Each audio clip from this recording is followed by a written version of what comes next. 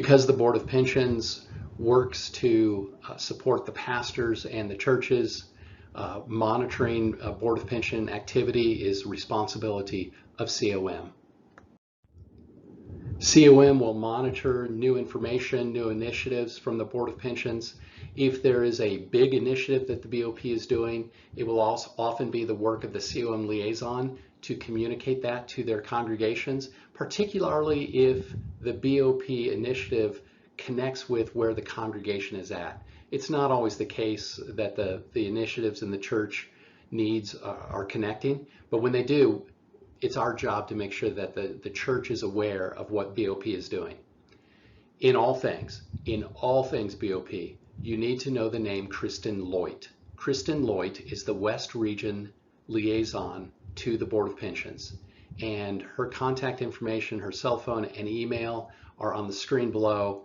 She is always available, and she is a rock star of good information and helpful assistance with all things BOP. COM is responsible for taking care of all pastors and all commissioned pastors.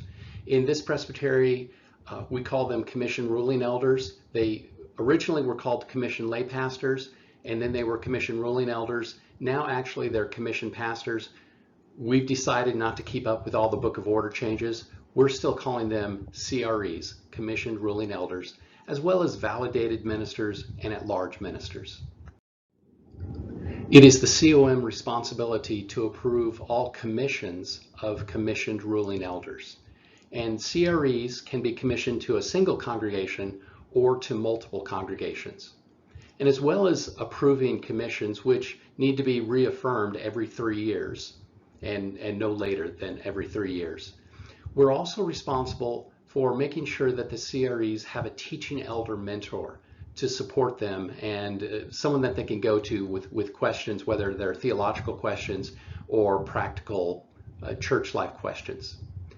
Finally, we affirm and approve all validated ministries, and we also approve at-large ministers.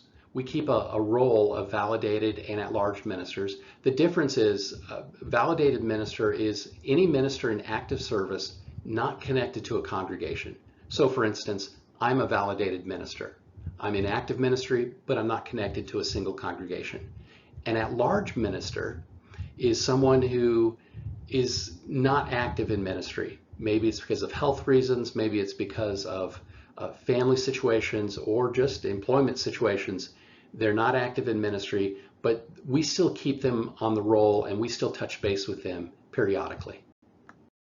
Last, but certainly not least, we are responsible for conflict reconciliation.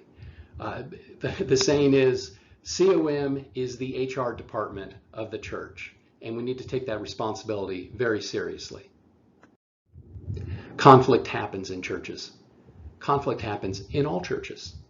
And as COM liaison, it is important that you monitor rising tensions and when conflict is erupting. It's important to know about conflict, whether it is the pastor, the session, deacons, staff person, congregation. Doesn't matter who the parties are that are involved. We want to at least be aware.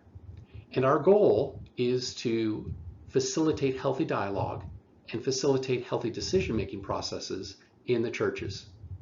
To do that, it is important to distinguish between 3 levels of conflict: ordinary conflict, serious complaint, and gross misconduct. Ordinary conflict happens in every church, in every family, in every business setting. That's not COM's responsibility. That's the responsibility of the pastor and the session to manage ordinary conflict. And we really should just stay out of it and refer back to the session, refer back to the pastor.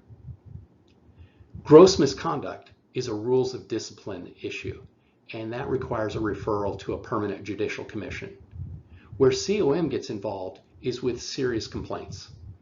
And again, what we want to do is facilitate healthy dialogue and facilitate healthy decision-making processes whenever there is a serious complaint, wherever that complaint is coming from. And so when we engage the pastor and staff and session, we want to make sure that we are not getting triangled. It is so easy to get triangled. Everybody gets triangled. So don't judge yourself when you find that you have been triangled. But here's a way to think about being triangled. When we are asked to do work that properly belongs to someone else, or when we are asked to carry the emotional weight or emotional baggage that properly belongs to someone else, or when we are asked to convey a message that should be conveyed or communicated by someone else, that's when we've stepped into a triangle. And triangles are almost always a bad idea because they don't conform to healthy dialogue and healthy decision-making processes. So we want to be careful not to be triangled. And as a COM liaison, if you feel like you need some assistance, which is probably going to be the case, go ahead and reach out to the COM chair, reach out to the stated clerk, reach out to the presbytery pastor. Make sure that we is smarter than me, and that whatever intervention we do creates health and leads to open dialogue rather than adds fuel to the fire of a growing concern of conflict. This has been a long presentation. I thank you for your patience. I've thrown a lot of material your way. There's a lot of information to manage and to sort through. I guess you have questions. If so, let the discussion begin.